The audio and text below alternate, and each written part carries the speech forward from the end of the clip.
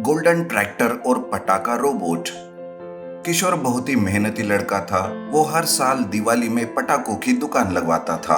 ग्राहकों को वो कम दाम में अच्छे पटाखे बेचता था। लेकिन इस साल उसने एक पटाखा रोबोट बनवाया और उसी पर वो पटाखे बेचने लगा। सारे लोग ऐसे अजीब और निराले रोबोट को देखने किशोर की दुकान में भीड़ करने लगे। किशोर का पटाखे का व्यापार बहुत ही अच्छे से चलने लगा। तभी एक गरीब लड़का फटे कपड़ों में उसके पास आता है। भीड़ की वजह से वो पटाखा रोबोट को देख ही नहीं पा रहा था। तब वो एक आदमी से कहता है, अंकल अंकल, मुझे भी देखना है पटाखा रोबोट, मुझे आगे जाने दो ना। अबे जा, तू क्या करेगा पटाखा रोबोट को देखकर? वैसे जो पटाखा खरीदेगा वही रोबोट देख सकता है। बेचारा बच्चा पटाखा रोबोट देखे बिना वहीं से चला जाता है। किशोर दुकान से ही उस आदमी की बात सुन लेता है, लेकिन दुकान में काम होने के कारण उस वक्त वो कुछ नहीं कहता। शाम के वक्त किशोर अपनी दुकान बंद करके पटाखा रोबोट लेकर गरीब बस्ती में जाता है। वहाँ सारे बच्चे पटाखा रोबोट को देखकर बहुत खुश हो जाते हैं। उस रोबोट के आगे पीछे नाचने लगते हैं। तब किशोर मन में सोचता है, देखो बच्चे कैसे खुश हो गए। काश ये अमीर और गरीब का भेद ना होता तो सब मिलजुल कर आज दिवाली मनाते। किशोर उन सारे बच्चों को पटाखे देता है और सब पटाखा रोबोट के साथ पटाखे फोड़ने लगते हैं। पटाखा रोबोट की बात उसी गांव में रहने वाले एक चोर मदन को पता चलती है। अरे वाह, ये पटाखा रोबोट बच्चों में काफी मशहूर है। बच्चे इसके आगे पीछे घूमते रहते हैं। अब इसी रोबोट का मैं फायदा उठा के बच्चों को अगवा करूंगा और शहर में उनको बेच दूंगा। ऐसा सोचकर मदन उस रात पटाखा रोबोट को चुरा लेता है। रोबोट के प्रोग्राम को वो रीसेट करता है और उसे लेकर गरीब बस्ती में जाता है और मदन घरों घरों में जाकर चुपके से कहता है, अरे सुनो बच्चों, पटाखा रोबोट आया है, पटाखा रोबोट, चलो आओ जल्दी से। ये सुनते ही बच्चे घरों से बाहर निकल के रोबोट के पीछे पीछे चलने लगते हैं। मदन उन सारे बच्चों को जंगल में अपने ठिकाने ले जाता है और वहाँ कैद कर कर रखता है। तभी एक बच्चा कहता है, अरे ये पटाखा रोबोट हमें कहाँ लेकर आया, चलो हम घर चलते हैं। अरे कहाँ जा रहे हो तुम? बच्चों को इस पटाखा रोबोट ने किशोर के कहने पर अगवा कर लिया है। अब तुम घर कभी नहीं जा सकते। ये सुनते ही बच्चे रोने लगते हैं, लेकिन मदन उन्हें डांट कर चुप कराता है। दूसरे दिन तो बस्ती में हाहाकार मच जाता है। बस्ती वाले अपने बच्चों के लिए रोने लगते हैं। उधर किशोर भी अपने पटाखा रोबोट के लिए परेशान हो जाता है।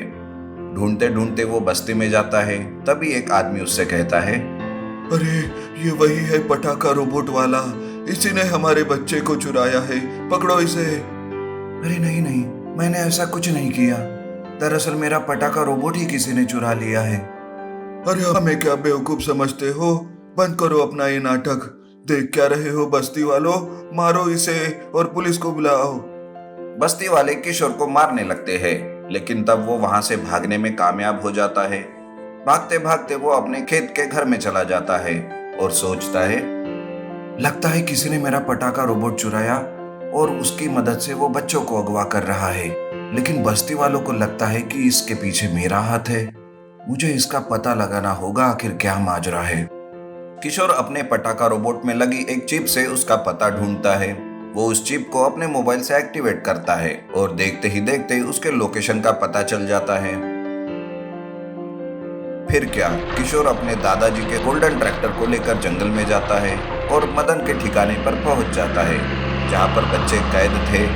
तब पटाखा रोबोट उनकी रखवाली कर रहा था। मदन किशोर को देखता है और कहता है, अरे ये किशोर को मेरे ठिकाने का पता कैसे चला और यहाँ आ भी धमका? कोई बात नहीं, उसी के रोबोट से उसे मार डालता हूँ। मदन पटाखा रोबोट को किशोर को मारने भेजता है। किशोर बार बार पटाखा रोबोट से बचता है। वो बचते हुए पटाखा रोबोट के पीछे वाले बटन को दबा देता है, जिससे रोबोट रुक जाता है। किशोर बच्चों को छुड़ा रहा था कि तभी पीछे से मदन आकर उसे मारने लगता है। तब सारे बच्चे उस पर हमला करते हैं और मदन को मार मार कर रस्सी से बांध देते हैं और गोल्डन ट्रैक्टर में बिठा देते हैं। तब किशोर अपने पटाखा रोबोट को फिर से रीसेट करता है और बच्चों को सुनहरे ट्रैक्टर में बिठाकर बस्ती ले जाता है। सुनो बस्ती वालों, आपका गुनहगार मैं नहीं बल्कि यह मदन है।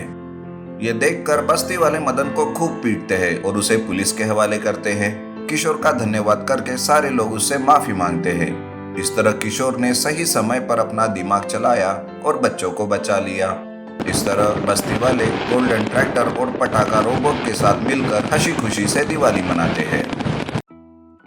Super electric bike robot. Kapoor अपनी खुफिया लैब में एक रोबोट पर काम कर रहा था। बन गया मेरा रोबोट जो मेरी मदद करेगा और मेरे अपमान का बदला उस रोहन से लेगा। कपूर एक मक्कार साइंटिस्ट रहता है। उसने लालच में बहुत घोटाले किए थे और जिसका पर्दाफाश रोहन ने किया था। रोहन एक बहुत ही अच्छा साइंटिस्ट होता है जो कि रोबोट बना के गांव वालों की मदद करता था। लेकिन कपूर का इरादा कुछ अच्छा नहीं रहता। कपूर का रोबोट तैयार हो जाता है। तब कपूर कहता है, अब मेरा ये रोबोट मेरी बात सुनकर मैं जैसा कहूंगा वैसा ही करेगा। यस सर, क्या करना है बोलिए। गांव में जाकर गांव वालों को परेशान करो, उन्हें डराओ धमकाओ। Yes sir. रोबोट कपूर की बात सुनकर गांव में चला जाता है। किसी को कुछ खबर नहीं रहती। गांव वाले अपने अपने काम में लगे रहते हैं कि तभी कपूर का रोबोट गांव में तबाही मचाने लगता है। उन्हें डराने धमकाने लगता है, घरों को तोड़ देता है और पेड़ों को भी उखाड़कर फेंकता है, जिस वजह से गांव वाले बहुत डर जाते हैं। थोड़ी देर के बाद वो रोबोट वापस चला जाता है। तब गांव वाले इकट्ठा होकर बात करते हैं, आखिर ये रोबोट किसका है और यहाँ आकर इतनी तबाही क्यों कर रहा है?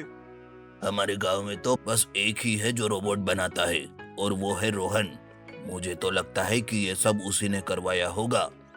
पर आज तक तो उसने हम सबकी मदद की है, वो ऐसा नहीं कर सकता। शायद कोई ऐसा आविष्कार कर रहा होगा जो उसने टेस्ट करने के लिए गांव में भेजा होगा। चलो उसी से जाकर पूछते हैं। सारे गांव वाले मिलकर रोहन के पास उसके लैब में जाते हैं और उसे सारी बात बताते हैं। तब रोहन इस बात से मना करता है, ये आप कैसी बातें कर रहे हो? गांव पर भला मैं क्यों हमला करने के लिए कहूंगा किसी रोबोट को? मैं तो हमेशा आपकी मदद करते आया हूं। क्या आपको जरा सा भी भरोसा नहीं मुझ पर?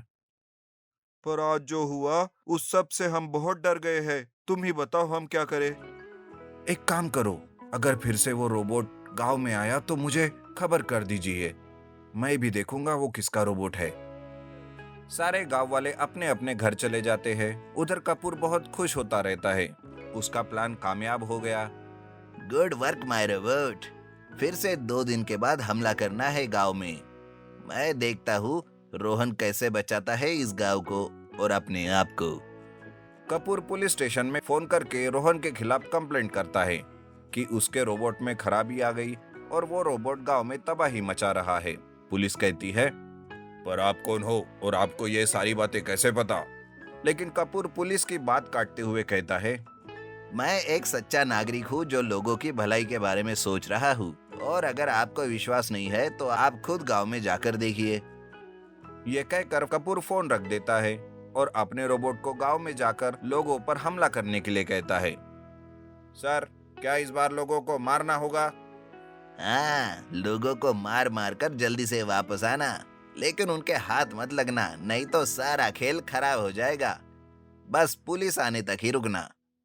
Yes sir. ऐसा कहकर रोबोट गांव में जाता है। उधर पुलिस वाले भी गांव में आने के लिए निकल पड़ते हैं। रोबोट गांव में जाकर लोगों को पकड़ पकड़ कर मारने लगा और रोहन का नाम लेने लगा। लोग अपनी जान बचाने के लिए इधर उधर भाग रहे थे कि तभी गांव का एक आदमी रोहन के पास जाता है और वो कहता है, रोहन, रोहन, जल्दी चलो, गांव में रोबोट ने हमला किया है। इस बार तो वो लोगों को पकड़ पकड़ कर मार रहा है, जल्दी चलो। रोहन जल्दी से अपनी सुपर इलेक्ट्रिक बाइक से गांव की तरफ निकल पड़ता है। तब तक पुलिस भी वहां आ जाती है। तब वो रोबोट वहां से भाग खड़ा होता है। तब पुलिस को लगता है कि सच में इसमें रोहन का ही हाथ है। पुलिस रोहन से कहती है, रोहन, तुम्हें हमारे साथ पुलिस स्टेशन चलना होगा। ये सब कुछ तुमने ही किया है। पर सर, मैंने ये नहीं किया और ये ना ही मेरा रोबोट है। ये किसी की साजिश है मेरे खिलाफ और मुझे पता है कि ये सब किसका किया धरा है। बस मुझे सच्चाई सामने लाने का मौका दीजिए। ठीक है, पर इस बार अगर गांव वालों के साथ कुछ भी गलत हुआ तो मैं तुम्हें छोड़ूंगा नहीं। ऐसा कहकर पुलिस रोहन को छोड़ देती है और वहां से चली जाती है। जब ये बात कपूर को पता चलती है तब वो बौखला जाता है। अरे ये पुलिस भी ना इतना सबूत होने के बाद भी छोड़ दिया उस रोहन को, पर अब मैं नहीं छोड़ूंगा उसे। उधर रोहन को सब पता चल जाता है कि ये सब कपूर का प्लान है। रोहन भी कपूर के लैब का पता ढूंढने लगता है और उसे आखिर में उसके खुफिया लैब का पता चल ही जाता है। फिर क्या, रोहन उस ठिकाने पर अपनी सुपर इलेक्ट्रिक बाइक से जाता है और बाहर से ही उसे आवाज देने लगता है। तब कपूर अपने रोबोट के साथ बाहर आता है और कहता है, मैं तेरे बारे में ही सोच रहा था, आखिर तुम आ ही गए। ये सब तुमने क्या किया और सारा इल्जाम मेरे ऊपर डाल दिया? आखिर अपनी हरकतों से तुम कब बाज आओगे? ऐसा कहकर रोहन अपनी सुपर इलेक्ट्रिक बाइक को एक रोबोट में बदल देता है। कपूर का रोबोट भी सामने आता है और दोनों रोबोट के बीच लड़ाई चालू होती है। दोनों भी एक दूसरे पर भारी रहते हैं। कभी कपूर का रोबोट गिरता तो कभी रोहन का। कभी कपूर का रोबोट उसे मारता तो कभी रोहन का। ऐसा करते हुए जीत किसी की भी नहीं हो रही थी। तभी सुपर इलेक्ट्रिक बाइक रोबोट एक चाल चलता है और खुद से एक इलेक्ट्रिक करंट निकालकर उस रोबोट के ऊपर डाल देता है। कुछ ही पलों में कपूर का रोबोट जलने लगता है और उसकी सारी वायरिंग जल के वो नीचे गिर जाता है। Super electric bike robot Kapoor की लैब को भी खत्म कर देता है। ये देखते ही कपूर भागने लगता है कि सुपर इलेक्ट्रिक बाइक रोबोट उसे पकड़ लेता है और उसे मारते मारते गांव में लेकर आता है, जिसे देखकर सारे गांव वाले इकट्ठा हो जाते हैं। देखो गांव वालों, गांव में जो कुछ हुआ है इसका जिम्मेदार ये कपूर और उसका रोबोट है। इसी ने उस रोबोट को गांव में भेजकर ये तबाही मचाई। ये सुनकर गांव वाले उसे मारने लगते हैं। तब तक पुलिस भी वहां आती है और कपूर को पकड़कर उसे पुलिस स्टेशन ले जाती है। बाद में रोहन का रोबोट सुपर इलेक्ट्रिक बाइक में बदल जाता है। सारे गांव वाले चैन की सांस लेते हैं और खुशी खुशी अपने काम पर लग जाते हैं और रोहन भी अपनी सुपर इलेक्ट्रिक बाइक से अपनी लैब में वापस चला जाता है।